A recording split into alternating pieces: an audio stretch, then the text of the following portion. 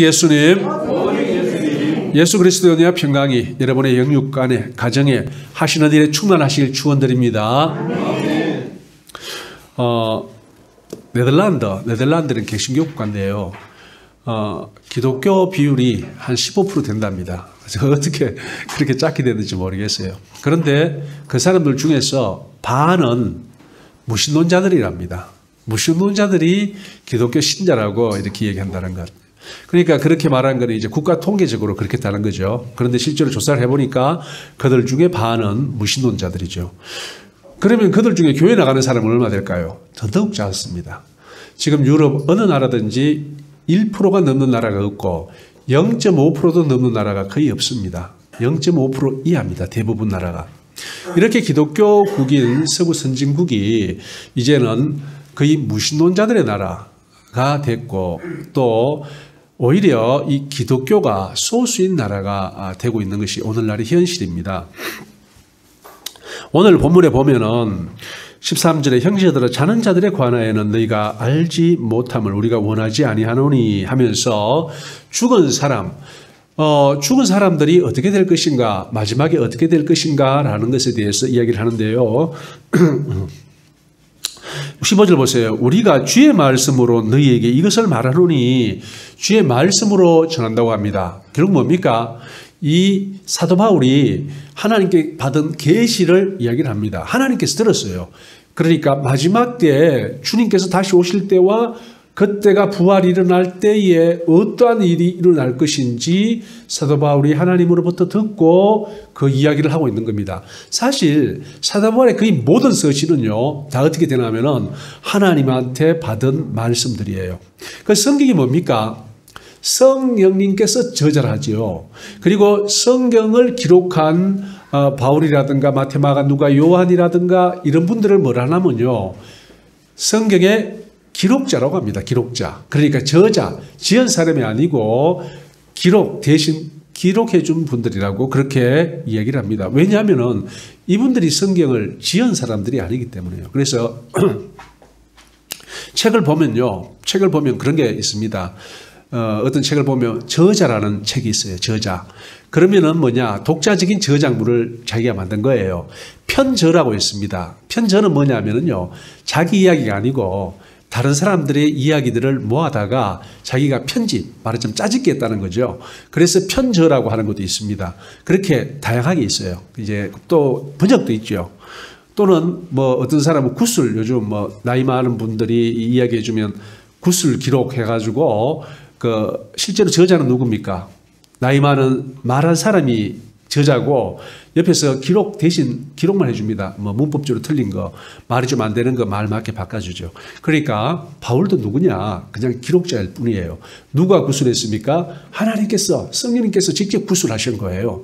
자, 그렇습니다. 그래서 여러분들 성경을 읽을 때 알아야 될 게 뭐냐면은 신약, 그러니까 바울 서신의 모든 이야기들은 하나님께서 말씀하신 거예요.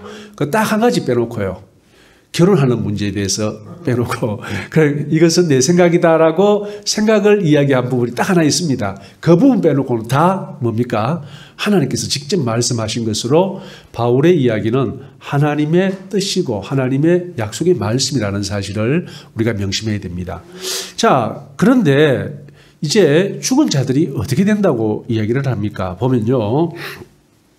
먼저 죽은 자들에 관해 이야기하는 목적이 있습니다. 이유가 보면 형제들아 자는 자들에 관하여는 너희가 알지 못함을 우리가 원하지 아니하노니 이는 소망 없는 다른 이와 같이 슬퍼하지 않게 하려 함이라. 소망 없는 다른 이와 같이 슬퍼하지요.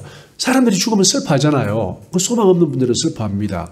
그리고 또는 낙담, 체념으로 체념을 할 수도 있습니다. 왜요? 소망 없으면요. 아이 뭐 다 끝이다. 죽으면 끝이다 해서 낙담하거나 체념하거나 포기할 수도 있습니다. 그런데 하나님께서는 우리가 그러한 상황에 있지 않기를 원하는 겁니다. 그래서 슬퍼하지도 않고 낙담하거나 포기하거나 체념하지도 않는 정말 상한 소망을 갖기를 원하면서 우리에게 본질을 이야기해 줍니다. 뭡니까? 사실 가장 이 두려운 것 중에 하나가 뭐냐면요. 이 죽음이에요. 젊은 사람들은 잘 못 느껴요. 왜냐하면은 죽음은 자기하고 멀리 있는 이야기거든요. 그런데 전쟁터에 보면은 그 유명한 그 포항 전투에서 그 어떤 학도병이 쓴 편지 있지 않습니까? 그거 보면은 어머니 제가 옷을 빨고 있습니다. 근데 꼭 제 수의를 빠른 것 같습니다. 그리고 그 전투에서 죽었잖아요. 그리고 나중에 그 편지는 어머니한테 전달된 그런 그 유명한 편지가 있습니다. 그러니까 이게 뭐냐면은 죽음을 막닥뜨리면은 이 두렵지만 젊은 사람들은 자기가 죽을 거라고 생각을 안 합니다. 뭐 자기 친구가 죽는 일도 없죠. 그런데 이제 나이가 들면은 주위에 한 분 한 분씩 이제 죽습니다. 가까운 사람들이. 그럼 어떻게 됩니까?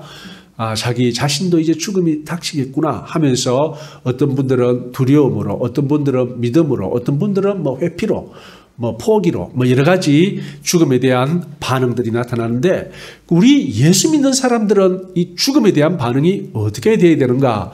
바로 소망의 반응을 가져야 된다는 거예요. 왜 우리가 소망을 가지느냐? 거기에서 이제 그 이유를 이야기를 합니다.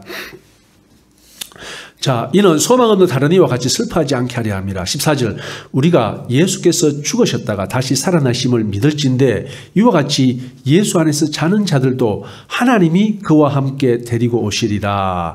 자는 자들도 데리고 온다고 합니다. 누가요? 하나님이 그와 함께, 그가 누굽니까? 이 주님과 예수님과 함께 데리고 오신다 합니다. 한마디로 하나님께서 다 하신다라는 그러한 이야기입니다. 그래서 그 구체적으로는 어떻게 되면하면은요, 그 밑에 나옵니다. 우리가 주의 말씀으로 너희에게 이것을 말하노니 주께서 강림하실 때까지 우리 살아남아 있는 자도 자는 자보다 결코 앞서지 못하리라. 앞선다라는 게 뭐냐? 그래서 이 부분을 이상하게 해석하는 그러한 분들이 있어요. 그래가지고 뭐냐면은 굉장히 기간을 길게 보고 죽은 자들이 먼저, 그 다음에 산 자들 뭐 이렇게 이상하게 해석하는 사람들이 있던데 저는 참 어처구니 없어요. 왜냐하면은 이게 무슨 말이냐면은 여러분들 이제 천년왕국과 관련되는 그러한 이론들인데 그건 그 뒤에 보면요. 주께서 호령과 천사장의 소리와 하나님의 나팔 소리로 치니 하늘로부터 강림하시리니 그리스도 안에서 죽은 자들이 먼저 일어나고 이제 부활한다는 겁니다. 그 후에 우리 살아남은 자들도 그들과 함께, 여기 함께가 나와 있죠. 그러니까 같이 들려 올라가는 거예요. 같이 들려 올라갑니다. 그런데 이제 이 먼저 있지 않다는 그러한 구절을 가지고 이상하게 해석하는 그런 분들이 있는데 그거 참 이해가 안 가요. 그러니까 자기 주장을 정당하기 위해서 성경을 희한하게 해석하는 사람들이 너무나 많아요. 그냥 성경은 있는 그대로 해석하면 됩니다. 있는 그대로 해석이 안 될 때는 이제 영적인 의미로 파악하고 첫째는 문자적인 해석이에요. 성경의 해석의 첫째 원리는 뭐냐면요. 그걸 문법적 해석이라 하는데 바로 문자적 해석을 얘기합니다. 그러니까 있는 그대로 봐야 되는 거예요. 있는 그대로 봐니까 말이 안 된다. 뒤에 있으면 나옵니다만은 낮밤 나오거든요. 낮밤 그러면 우리는 밤에 자지 않느냐? 그러니까 그게 아니고 진리와 생명 대신 참빛 대신 예수 그리스도 안과 예수 그리스도 밭을 이야기하는 거죠. 그건 이제 영적으로 봐야 되죠. 그런데 성경을 참 희한하게 이해하는 분들이 정말 많습니다. 자, 그래서 17절 그 후에 우리 살아남은 자들도 그들과 함께 같이 올라갑니다. 함께 구름 속으로 끌어올려 공중에서 주를 영접하게 하시리니 그리하여 우리가 항상 주와 함께 있으리라. 그러니까 항상 주와 함께 있는다는 말입니다. 예수님의 부활 때에 예수님의 재림 때에 부활되고 같이 간다는 말이죠. 우리라 했으니까 여기는 사도 바울도 포함됩니다. 또 어떤 사람들이 해석을 어떻게 합니까? 그 휴거 전에, 그러니까 그 뭡니까? 7년 환난 전에 휴거한다는 말.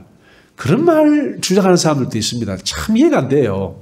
보면은 그 주장을 하는 성경적 근거가 굉장히 희박해요. 그러니까 그렇게 해석할 수 없는데 억지로 그렇게 해석할 수 있는 몇 구절을 가져와가지고 그렇게 해석하는 거예요. 성경을 그렇게 해석하면 안 되죠. 물론 그렇고 싶겠죠. 우리는 환난 받지 않고 그냥 휴거돼가지고 그렇게 쉽겠죠, 당연히. 그런데 성경은 그렇게 얘기하는 게 아닙니다. 예수님께서도 환난 다음에 뭐가 온다 했습니까? 환난 다음에 예수님의 재림이 있는 거예요. 하늘에 징조가 보이고 예수님께서 나타나신다 했는데 그것이 바로 지금 이 구절입니다. 그것을 좀 더 자세하게 묘사한 것이 바로 이 구절인 거예요. 그때 되는 거예요. 무슨 환난 전에 휴거, 환난 전에 휴거. 물론 그러면 좋잖아요. 우리는 어려움 당치 않고 바로 다 휴거돼가지고 밑에 나만 믿지 않는 사람들이나 잘못 믿는 사람들이나 어려움 당했으면 좋겠다 하는 게 우리의 마음이에요, 사실. 그렇지만 성경은 그걸 이야기하지 않습니다. 그 성경을 성경 그대로 봐야 되는데 이상한 자기는 그러고 싶으니까 뭐 좀 근거가 확실히 떨어지는 또 그렇게 해석하면 안 되는 그런 구절들을 가져와서 그렇게 해석하는 사람들을 보는데 여러분들은 속지 마십시오. 그렇게 말하면요. 그 잘못된 사람들입니다. 다 잘못된 사람들. 그 성경을 이해를 잘못한 사람이에요. 자, 그리하여 우리가 항상 주와 함께 있으리라. 그러므로 이러한 말로 서로 위로하라. 바로 이겁니다.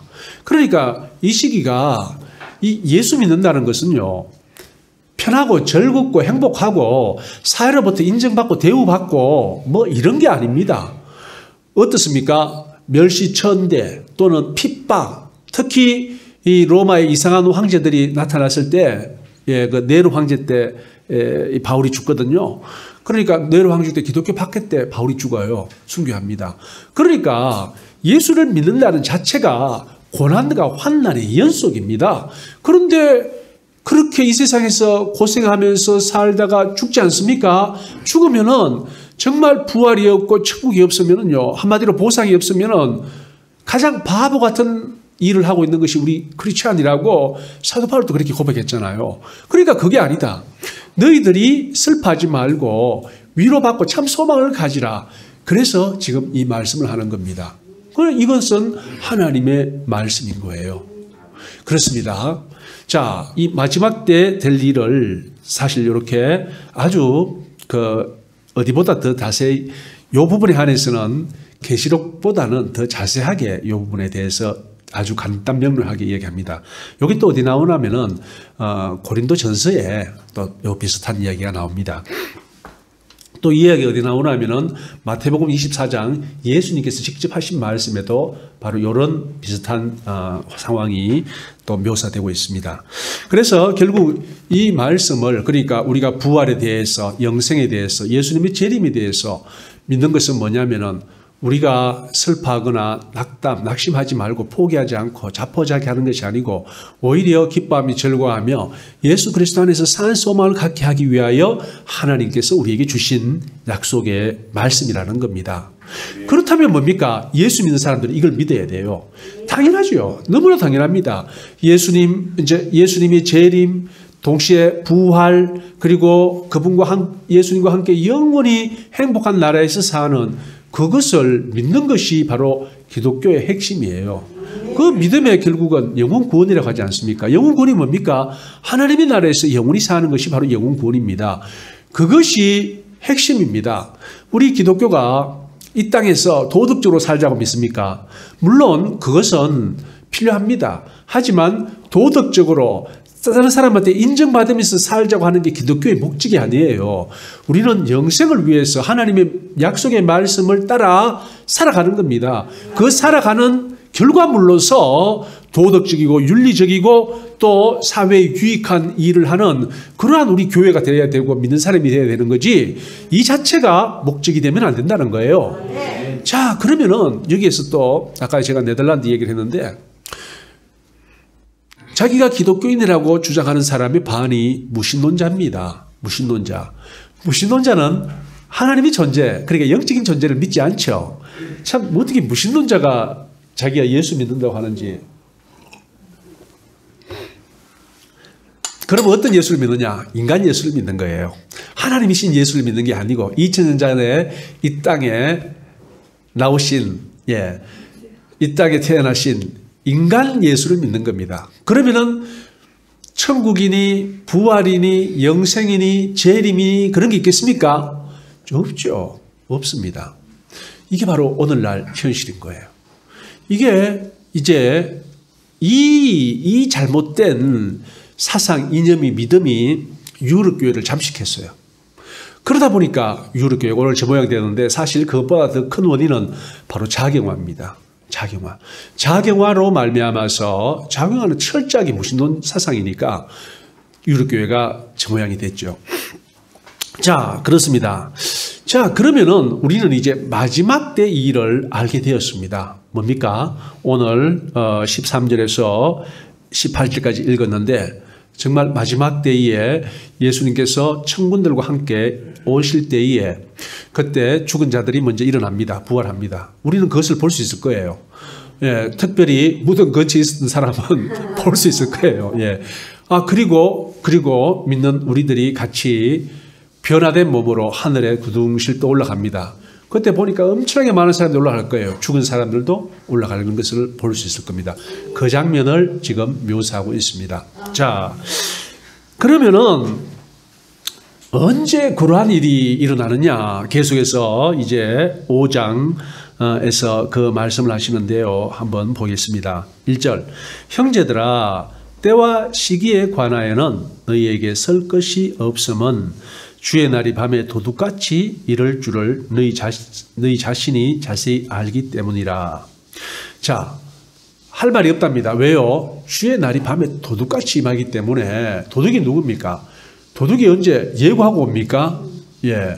뭐 영화 같은 거 보면 예고하고 도둑질 하는 사람들도 있습니다만은 그건 영화니까 가능하죠. 보통은요, 예, 은밀하게 몰래 들어옵니다. 그래서 도둑 맞은 줄도 모르고 나중 시간이 지났어야 도둑 맞은 줄 알게 되는 것이 일반적인 겁니다. 한마디로 모르는 사이에 들어온다는 겁니다. 지금 그 이야기를 말하는 겁니다. 그래서 주의 날이 밤에 도둑같이 이럴 줄을 너희 자신이 자세히 알기 때문이다. 그런데 이 도둑같이 온다는 누가 했는데 그러면 그때 세상의 환경이 어떠하냐? 그것을 보세요. 3절. 그들이 평안하다 안전하다 할 그때에 임신한 여자에게 해산의 고통이 이런 것 같이 멸망이 갑자기 그들에게 이르리니 결코 피하지 못하리라. 희한하죠. 마지막 때 극심한 환란이 있다는데 여기는 어떻게 평안하다 안전하다 할 그때에 갑자기 임합니까? 여기에서 이제 우리가 잘 이해해야 되는 부분이 있습니다. 옛날에는 성경을 다 어떻게 이해했냐면요. 대부분 이 마지막 때에 극심한 환란이 있다고 했습니다. 극심한 환란이 있어서 예수를 믿으면 잡아 죽인다. 그래서 어디 벙커에 들어가고 산에 올라가고 요즘요. 과학이 발달해가 못 숨습니다. 예, 정말 조금 있으면 한 10년만 더 지나면요. 어디에 있든지 사람을 다 찾아낼 수 있는 그런 기가 막힌 기술들도 다 이제 마련될 겁니다. 못 숨어요.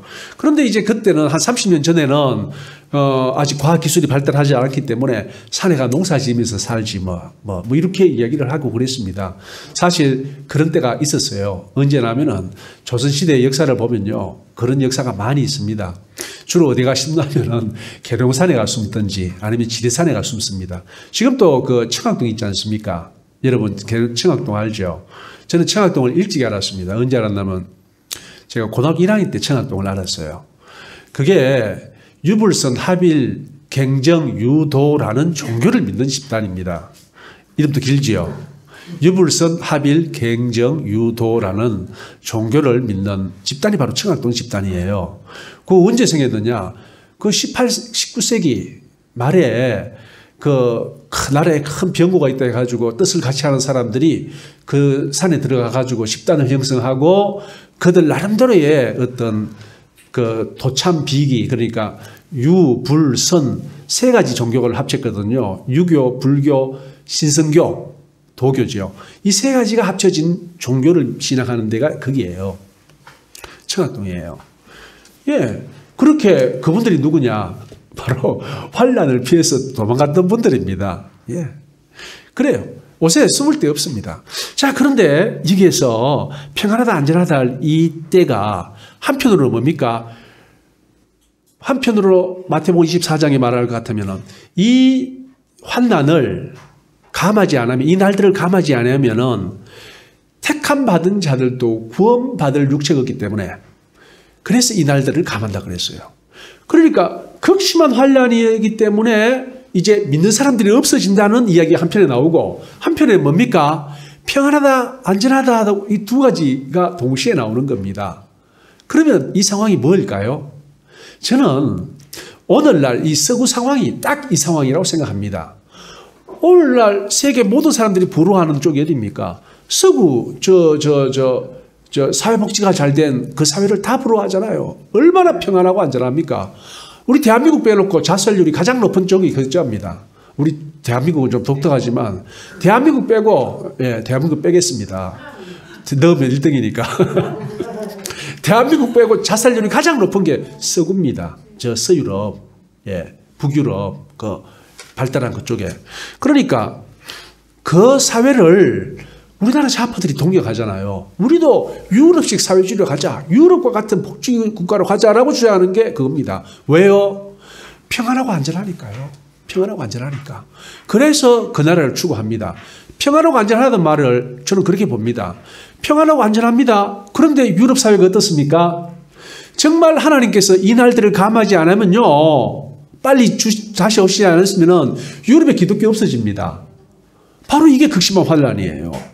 그러니까 이 극심한 환란에 대해서 우리가 생각을 바꿔야 됩니다.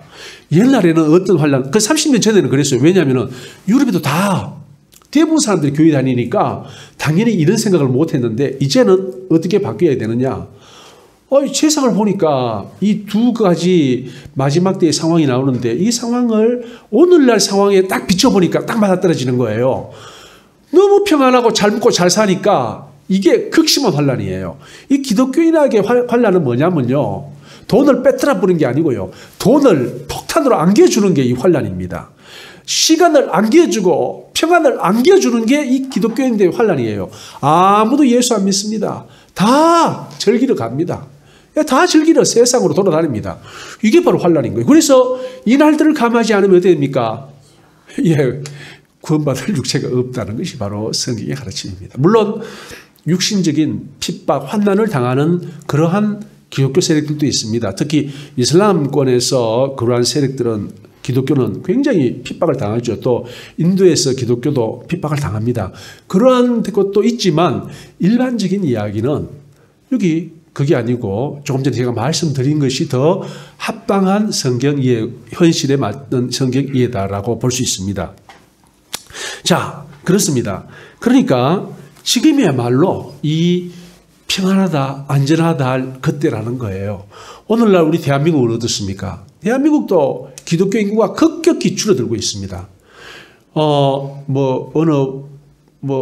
어디 통계를 보니까 교회가 천몇백 개인가, 몇천 개인가, 코로나 10,000개예요. 코로나 때문에 40,000개가 교회 문을 닫았답니다. 대단하지 않습니까? 그러면 그 문 닫았으면 그 교인들이 다른 교회 갔을까요? 아니에요. 오히려 기존 교회도 교인들이 줄은 거예요. 그러니까 결국 뭐냐? 제가 볼 때는 30% 이상 줄었습니다. 기독교가 30%, 40%. 결국 뭡니까? 앞으로 이런 일이 한 번 더 오면 거기에서 또 30%, 40% 줄 겁니다. 그러면 이제 30%밖에 안 남아요. 거기에다가 이제 차별금지법이라도 만약에 통과된다면은 이제는 현재의 1% 이하 수준으로 곧 떨어질 겁니다. 자, 그럼 뭡니까? 세상이 뭐 어렵습니까? 예수 교회 다니다가 교회 안 다니는 분들, 예수 믿다가 예수 안 믿는 분들 얼마나 평안합니까? 왜 교회 안 다닙니까? 왜 예수 안 믿습니까? 평안하고 안전하니까 안 믿는 거예요. 아이고 내가 이렇게 살기 편하고 여유 있고 시간 주일에 내가 캠핑이나 가지. 요새 차박 유행하는데 이 생각하지 누가 교회 나오겠습니까? 그리고 자꾸 정부에서도 뭐랍니까? 교회 나가지 마라. 회사에서도 뭐라 합니까? 교회 나가십니까? 교회 나가지 마세요. 이렇게 말하잖아요. 코로나를 핑계 삼아서. 그러니까 회사 보기도 그렇고 정부 방침도 그렇고 내가 교회 안 나가는 게 나를 위해서, 가족을 위해서, 또 나라를 위해서 잘하는 일이다. 이런 생각을 하게 만드는 겁니다. 별 죄책감도 없이요. 자연스럽게 분위기가 그렇게 넘어갑니다. 이게요, 핍박이 아닌 것 같이 보이죠. 참 기독교인들 입장에서 보면 뭡니까? 이게 핍박입니다. 참 핍박입니다. 왜요?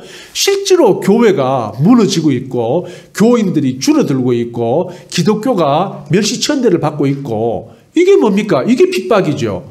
차라리 총칼을 갖다 대고 믿을래 죽을래 하면요. 지금 순교자들 많이 나왔을 겁니다. 그런데 상황을 이제 마귀도 그런 식으로는 몰고 가지 않아요. 오히려 아이고 잘 먹고 잘 살아라. 돈 갖다 주고 시간 갖다 주고 여유 갖다 주고 그러니까 이제 교회가 무너지고 있는 거예요. 자, 그렇습니다. 그래서 2, 3절 그들이 평안하다, 안전하다 할 그때에 임신한 여자에게 해상의 고통이 이른과 같이 멸망이 갑자기 그들에게 이르니 결코 피하지 못하리라. 임신한 여자가 갑자기 애를 낳는다. 요즘은 워낙 의학 기술이 발달해가지고요. 예, 몇 개월 만에 애 낳을 줄 알고 미리 준비합니다. 하지만 애 나올 때는 갑자기 나옵니다. 애 나올 때는 갑자기 나와요. 형제들아, 너희는 어둠에 있지 아니하매 그날이 도둑같이 너희에게 임하지 못하리니 너희는 다 빛의 아들이요 낮의 아들이라. 우리가 밤이나 어둠에 속하지 아니하나니. 자, 이렇게 이야기합니다. 여기에서 이게 빛, 낮 나오잖아요. 우리가 빛의 아들이고 낮의 아들입니까? 아니잖아요. 바로 이것은 빛 대신 예수 그리스도 안에 우리가 있다. 참빛인 하나님의 자녀다. 이 이야기를 하는 겁니다. 이때는 이제 영적으로 해석해야 되는 겁니다. 이렇게 보면 됩니다. 그렇기 때문에 우리 자신은 빛 가운데 있기 때문에, 밝은 가운데 있기 때문에 우리는 그 예수님의 재림이 도둑같이 맞이하지 않는다라는 이야기입니다. 이제 왜 그렇습니까? 오늘날 또 이 어떤 교회 목사들은 그렇게 설교한답니다. 큰 교회 목사가. 지금까지 주님 온다는 게 어디 한두 번입니까? 2000년 동안 안 하는데요. 베드로가 이야기했죠. 그대로 한 이야기를 그대로 합니다. 설교 시간에. 아직은 멀었습니다. 아직은 주님 오시려면 멀었습니다. 그렇게 설교하는 분들도 있답니다. 아직은 당분간 몇십 년 내는 아닙니다. 뭐 이렇게 설교하는 분도 있답니다. 참 웃기는 설교를 합니다. 예. 그렇죠. 교회가 장기적으로 교회가 100년 계획을 세워가지고 우리 교회가 어떻게 성장하고 무슨 일을 하고 무슨 일을 하려면 왜 됩니까? 예수님 오면 안 되죠. 우리가 교회가 할 일이 많은데 예수님 와가지고 다 파트를 내면 어떡합니까? 우리 교회 계획한 일이 많은데 이런 생각을 하는 사람들도 있는 것 같아요. 자, 그래서 이제 도둑과 같이 임하지 않는다. 너희는 다 빛의 아들이다. 낮의 아들이다. 이렇게 얘기를 합니다. 자, 그러면 말하자면 이런 겁니다. 제가 이런 설교를 하지 않습니까? 이런 설교를 들으면 여러분들은 어떻게 생각합니까? 지금 우리가 극심한 환난은 없지만 지금 교회가 무너지고 있고 교인들이 떨어지고 있고 기독교가 사회적으로 지탄의 대상이 되는 이게 박해인갑다. 이게 박해인갑다. 그래서 교회 다니는 게 어떤 경우에는 교회 다니는 사람이 회사 가서 내 교회 나갔다 출석한다 말하는 게 부끄럽게 여겨지고 그래서 자연스럽게 사회적 분위기가 교회와 멀어지게 하고 교회는 코로나의 온상지라고 이상한 프레임에 걸려가지고 실제는 전혀 그렇지 않지만 이런 걸 받아들이게 되고 바로 이겁니다. 이게. 그러니까 이게 핍박이 이런 식으로 다가온다는 겁니다. 이런 식으로요. 그러니까 여러분들은 저한테 이런 이야기를 들었지 않습니까? 그러면 인식이 바뀝니다. 마지막 때 큰 환난, 정말 이 기독교인들이 다 떨어져 나가는 그 환난이 바로 지금 이 환난이구나. 코로나 때문에 우리 대한민국에서 40,000개의 교회가 문을 닫았고 그렇다면 결국 그 사람들이 큰 교회로 몰려갔나요? 아니에요. 큰 교회 교인들도 확 줄었어요. 결국 이게 무슨 말이냐? 이게 환난이구나. 이게 마지막 때에 믿는 자를 보겠느냐. 이 날들을 감하지 않으면 구원받은 택함받은 자들의 또 위하여 이 날들을 감해야 된다. 이 말씀이 이렇게 이루어지는구나. 제가 이렇게 말씀드리지 않았습니까? 그러면 여러분들의 인식이 바뀝니다. 어떻게 바뀝니까? 지금이 마지막 때다. 지금이 마지막 때다. 내가 그럼 마지막 때 어떻게 살아야 되느냐 생각이 바뀝니다. 그 자체가 바로 깨어 있는 겁니다. 그 자체가 깨어 있는 겁니다. 자, 그러면은 6절 보세요. 그러므로 우리는 다른 이들과 같이 자지 말고 오직 깨어 정신을 차릴지라. 자는 자들은 밤에 자고 취하는 자들은 밤에 취하되 이렇게 얘기합니다. 자지 말라니까 정말 안 자는 거 아닙니다. 그러니까 이게 뭐냐면요. 밤은 잔다라는 겁니다. 밤에 속한 자들은 잔다. 한마디로 세상이 어떻게 변해가고 어떻게 우리 상황이 어떤 상황인지 현실을 인식하지 못한다는 게 여기서는 잔다는 것으로 그렇게 표현을 하는 겁니다. 그런데 우리는 어떻게 됐습니까? 이 사실을 압니다. 이 사실을 알고 내가 더욱더 믿음 생활 가운데 예수 그리스도 가운데 내가 말씀을 실천하는 삶 가운데 거해야겠다 다짐하면서 그렇지 못한 내 자신을 다잡고 기도로 도와달라고 내가 너무 세상을 향해 내 마음이 열려 있습니다. 세상을 향해 닫아주시고 하나님을 향해 열어주십시오. 이런 기도를 하는 거예요. 그게 뭡니까? 깨어있는 사람들이 하는 거예요. 이게 바로 다른 이들과 같이 자지 말고 오직 깨어 정신을 차릴지라. 자는 자들은 밤에 자고 취하는 자들은 밤에 취하되. 말하자면요, 자고 취한다라는 것은 현실, 그러니까 그리스도 안에 있어 현실 인식을 전혀 하지 못하고 또 예수 안에 있더라도 뭐 앞으로 100년 내에는 안 오실 것이다, 이런 생각, 이건 아주 잘못된 생각입니다. 왜냐하면요, 비록 100년 후까지 안 오신다 하더라도 사도 바울은 어떻게 했냐면요, 임박한 종말을 이야기했어요. 이거 그거 어디 나오냐면, 자 보세요, 17절 보세요. 4장 17절.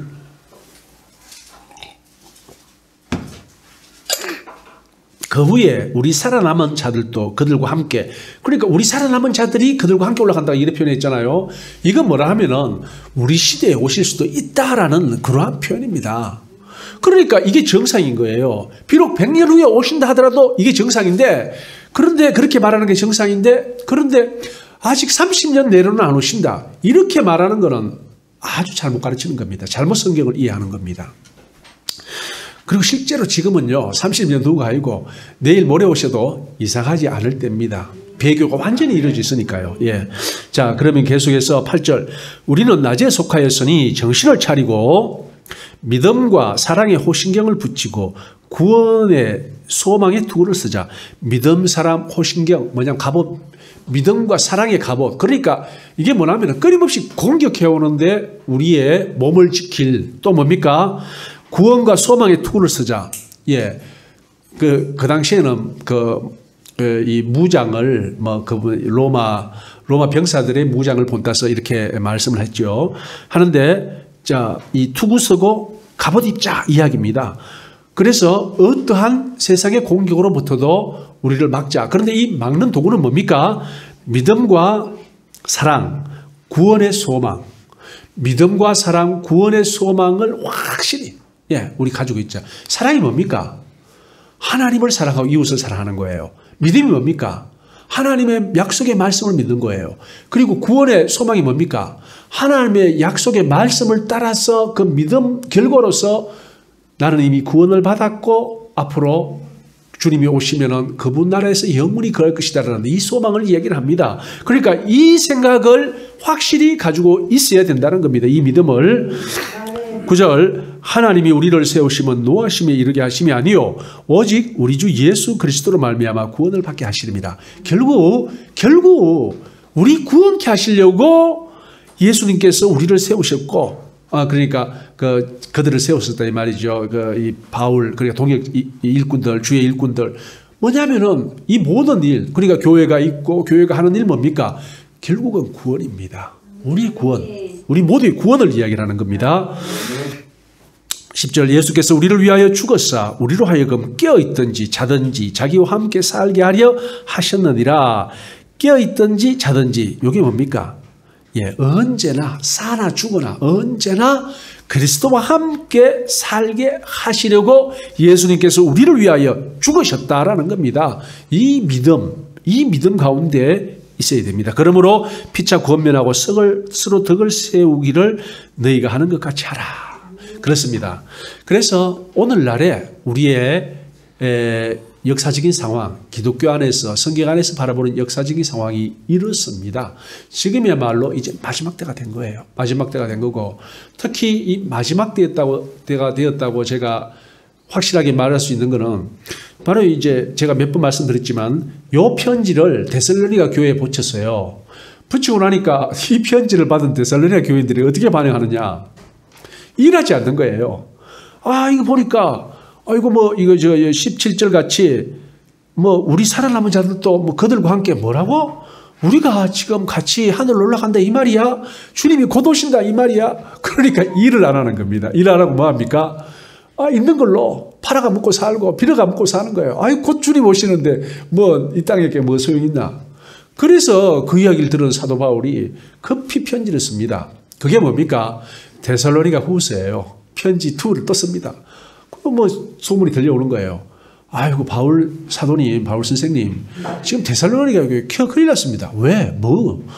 지금 그들이 첫 번째 편지에 주님 오시는 그 이야기를 썼더니만 곧 오신다고 생각해서 일을 안 합니다, 아무도. 그래, 그러면 안 되지 하면서 바로 펜을 들어서 또 편지를 씁니다. 사실 하나님의 말씀을 바로 전해도 듣는 사람들이요, 찰떡같이 알아들어야 되는데 이건 뭐 개떡같이 알아들으니까 뭐 말이 안 통하는 거예요. 그런데 그쪽으로 개떡같이 알아들어 버린 거예요. 하나님의 말씀은 발라요. 오늘날도 마찬가지입니다. 오늘날도 하나님의 말씀을 개떡같이 알아듣는 이단들이 얼마나 많습니까? 희한하게 해석해 버립니다. 자, 그래서 데살로니가 후서를 쓰는데 크게 보면 뭐가 나오냐면은 예수님의 재림 전에 딱 이루어져야 할 사건 두 가지가 있다. 첫째가 뭐냐? 배교의 사건이다. 지금 유럽교회가 지뢰된 게 뭡니까? 예수 믿는 사람들이 무신론자들입니다. 예수 믿는 자들이 사회주의자들입니다. 예수 믿는 자들이 동성애를 찬성하고 옹호합니다. 이게 배신이에요. 배신. 이걸 누가 이 이론을 만들어냈습니까? 신학자들이 만들어내고 그 이론을 목사들이 전파하는 거예요. 이 목사 위에 신학자가 있거든요. 목사가 신학자들이 이론을 만들어가지고 신학교에서 목사들한테 가르칩니다. 그러면 목사들은 나가가지고 신도들한테 전파하는 거예요. 이 구조예요. 그러니까 누가 배도했습니까? 믿는 그 리더 그룹들이 하나님을 배신한 거예요. 말씀을 배신한 거예요. 그래서 엉뚱한 소리를 하는 거예요. 오늘날 한국에도 얼마나 많습니까? 사회주의가 좋다는 목사들, 동성애를 옹호하는 목사들, 민주당, 동성애를한테 열린 마음 가지고 있는 민주당을 옹호하는, 정의당을 옹호하는 목사들, 그거 다 배교자들, 배교자들. 자, 그런 상황입니다. 이제 그러니까 그 조건이 하나는 완성됐고요. 또 하나는 뭡니까? 이미 이 조건은요, 전 세계적으로 다 완성됐어요. 전 세계적으로 다 완성됐습니다. 전 세계적으로. 2015년 미국 그 대법원에서 동성결혼을 합법화했습니다. 대법원은 결정으로. 그때에 약 5천 건의 탄원서가 올라갔는데 실제는 뭐 수만 건 올라가겠죠. 5천 건이 뭐냐면은 기독교 단체에서 합법화라고 저 대법원에 보낸 탄원서가 5천 건이라는 거예요. 기독교 단체에서. 물론 기독교 단체에서 반대하는 건또 많이, 그 탄원도 많이 보냈을 겁니다. 이게 뭡니까? 이게 배교입니다. 유럽은요, 이미 다 배교 끝났습니다. 한국은 막 진행되고 있어요. 진행형이에요. 현재 진행형. 자, 이런 상황입니다. 자, 그리고 이제 한 가지 이제 데살로니가 후서에 더 예로 든 게 뭐냐 하면은 바로 적그리스도가 나타나는 거예요. 적그리스도가. 적그리스도가 뭐냐면은 어떤 인간이 나타나는데 정말 이 하나님 자리를 대신할 그러한 세계적인 지도자가 나타날 거라는 거예요. 뭐 그런 지도자 생각나는 사람이 있습니까? 예. 아직은 뭐 잘 없죠.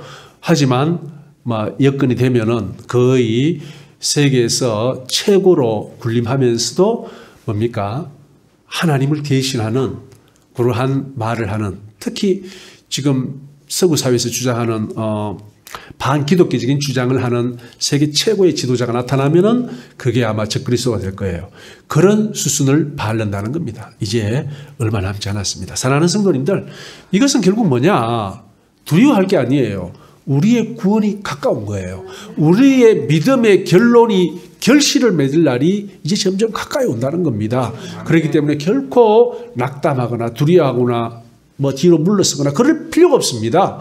오히려 기뻐하며 즐거워하며 우리 가진 믿음, 소망, 사랑, 구원의 확신을 위해 더욱더 서서 그 날들이 오기를 바라보고 소망하는 하나님의 자녀 다 되시기를 예수님의 이름으로 축원드립니다. 아멘. 할렐루야. 아버지 하나님 감사합니다. 전능하신 아버지 하나님을 찬양합니다. 저희들이 무엇이간데 이 마지막 때 하나님의 자녀로 일꾼으로 사명자로 불러주셨습니까? 그리고 저희들에게 성령 충만을 허락하셔서 이 마지막 때의 실상을 바라보게 하셨습니까? 감사하고 감사합니다. 더욱더 믿음, 소망, 사랑 안에서 구원의 확신 가운데 서는 저희 모두가 되어 마지막 때 하나님께서 저희들에게 맡겨주신 그 모든 사명들 아름답게 수행하는 저희 되게 은혜 베풀어 주시옵소서. 아멘. 감사드리고 이 모든 말씀 거룩하신 우리 주님 예수님 이름 받들어 기도드리옵나이다. 아멘.